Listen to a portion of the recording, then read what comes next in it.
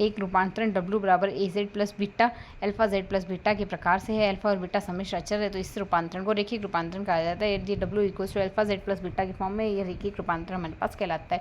हमें यहाँ से इंटीग्रेशन निकालना है जेड स्क्वायर डी जेड का। Then the true statement is for the value J is, यहाँ से जे की कौन सी वैल्यू के लिए स्टेटमेंट ट्रू होगा। तो अब अगर हम यहाँ से सीधा सा देखें जेड स्क्वायर का समाकलन क्या होगा, जेड क्यूब बट्टे 3। जेड क्यूब बट्टे 3 हम अगर लिमिट लगाते हैं तो यहाँ से अपर लिमिट अगर हम लगाएंगे, जैसे फोर्थ ऑप्शन में चेक करें तो 1/3 आएगा, 8/3 नहीं आएगा, तो ये ऑप्शन डिस्कार्ड हो गया हमारे पास। यहाँ से फर्स्ट ऑप्शन तो हमारे पास यहाँ से डिस्कार्ड हो गया।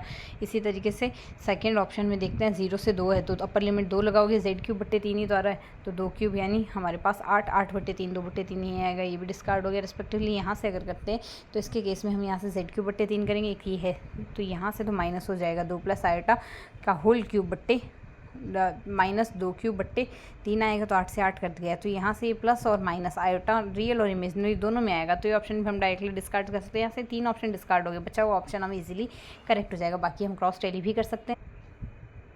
बाकी यहाँ से 2 प्लस आयोटा का होल क्यूब करेंगे तो ये आएगी हमारे पास वैल्यू। इसको सिंप्लीफाई करके 2 प्लस आयोटा 11 या 2 प्लस 11 आयोटा बट्टे 3 आएगा, तो यहाँ से फर्स्ट ऑप्शन करेक्ट हो जाएगा। नेक्स्ट क्वेश्चन कहता है यहाँ से अवकल समीकरण sine P X cos Y बराबर cos P X sine Y plus P equals to D Y upon D X का हमें हल बताना है, तो इसको सॉल्व करें।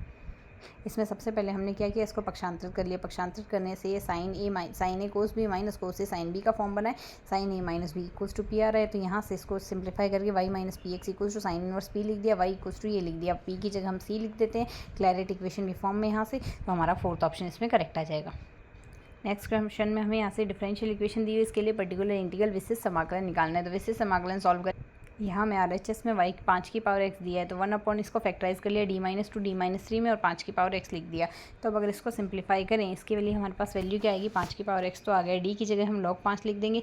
जैसे उसमें d की जगह हम सीधी जो पावर में m की वैल्यू होती है वो लिखते हैं, इसमें हमारे पास log 5 आ गया, d की जगह log 5 माइनस ऑफ 3 आ गया। रिस्पेक्टिवली इसको अगर सॉल्व करते हैं, इसमें भी हम यहाँ से log 5 माइनस 2 लिख देते हैं, log 5 माइनस 2 log 5 माइनस 3 5 की पावर x आ गया।